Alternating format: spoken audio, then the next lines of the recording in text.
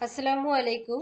গত ক্লাসে আমরা কস্ট অ্যাকাউন্টিং কাকে বলে, কস্ট অ্যাকাউন্টিং এর অ্যাক্টিভিটিস এবং কস্ট অ্যাকাউন্টিং এর অবজেক্টিভ সম্বন্ধে জেনেছিলাম।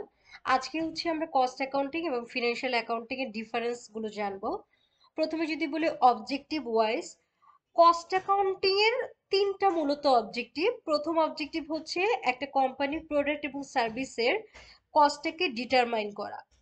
সেকেন্ড থিংস হচ্ছে একটা কোম্পানির প্রোডাকশন করতে গেলে যে ধরনের কস্টিং হয় সেটাকে কন্ট্রোল করা এবং রিডিউস করা। আর থার্ড হচ্ছে কস্ট অ্যাকাউন্টিং এর থার্ড অবজেক্টিভ হচ্ছে ইন্টারনাল ইউজারদের ইনফরমেশন প্রোভাইড করা বিভিন্ন ডিসিশন মেকিং পারপাসে।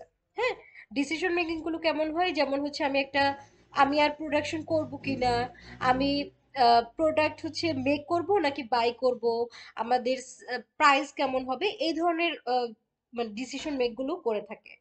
আর ফিনান্সিয়াল অ্যাকাউন্টিং এর অবজেক্টিভ যদি বলি, ফিনান্সিয়াল অ্যাকাউন্টিং এর মূল অবজেক্টিভ হচ্ছে এক্সটার্নাল ইউজারদের কোম্পানির ফিনান্সিয়াল পজিশনের ইনফরমেশন গুলো প্রোভাইড করা, যাতে করে তারা বিভিন্ন রকম ডিসিশন মেক করতে পারে।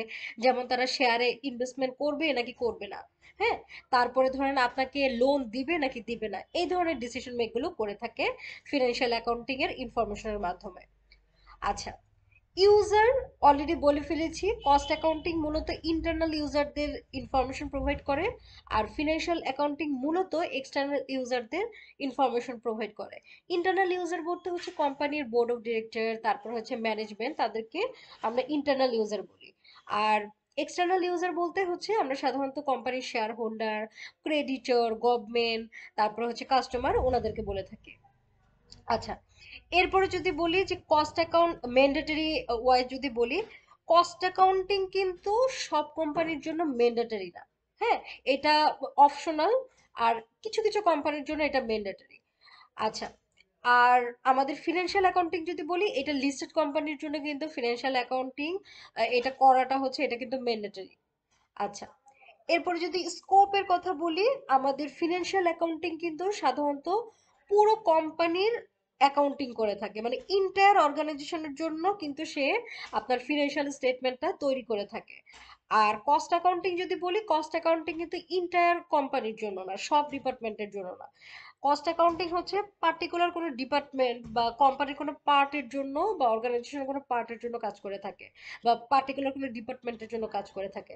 তার মানে ফিনান্সিয়াল অ্যাকাউন্টিং এর আসলে স্কোপটা অনেক বড়, কিন্তু কস্ট অ্যাকাউন্টিং এর স্কোপটা তুলনামূলক কিন্তু ছোট। আচ্ছা, এরপর যদি বলি রেকর্ডিং ডাটা ওয়াইজ, আমাদের ফিনান্সিয়াল অ্যাকাউন্টিং এর ডাটাগুলো মূলত হচ্ছে হিস্ট্রিক্যাল ডাটা হয়, মানে যেই ঘটনা, যেই যেটা অলরেডি হয়ে গেছে। সো ফিনান্সিয়াল অ্যাকাউন্টিং মূলত হিস্ট্রিক্যাল ডাটা নিয়ে কাজ করে। আর কস্ট অ্যাকাউন্টিং এটা হিস্ট্রিক্যাল ডাটা নিয়েও কাজ করে, আবার এস্টিমেটেড ডাটা নিয়েও কাজ করে, বা বাজেটেড ডাটা নিয়েও কাজ করে। আচ্ছা, এরপরে যদি বলি কখন প্রিপেয়ার করা হয়, ফিনান্সিয়াল অ্যাকাউন্টিং সাধারণত অ্যাকাউন্টিং পিরিয়ডের শেষে আপনার ফিনান্সিয়াল স্টেটমেন্ট গুলো তৈরি করে। অর্থাৎ এটা এন্ড অফ দ্য অ্যাকাউন্টিং পিরিয়ডে আপনার এটা ফিনান্সিয়াল স্টেটমেন্ট গুলো তৈরি করা লাগে। আর কস্ট অ্যাকাউন্টিং এ যদি বলি, কস্ট অ্যাকাউন্টিং এ আসলে ওরকম কোনো মানে নির্দিষ্ট করে কিছু নাই যে একটা অ্যাকাউন্টিং পিরিয়ডের পরে এই মানে কস্ট অ্যাকাউন্টিং করতে হবে। এটা হচ্ছে কোম্পানির রিকোয়ারমেন্ট, যখন প্রয়োজন হবে তখনই আপনার কস্ট অ্যাকাউন্টিং মানে করা যায়। সো এটা হচ্ছে রিকোয়ারমেন্ট অনুযায়ী, এটা নির্দিষ্ট কোনো টাইমিং নাই।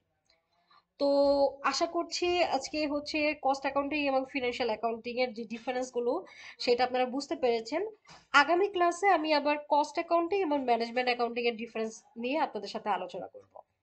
So thanks for watching.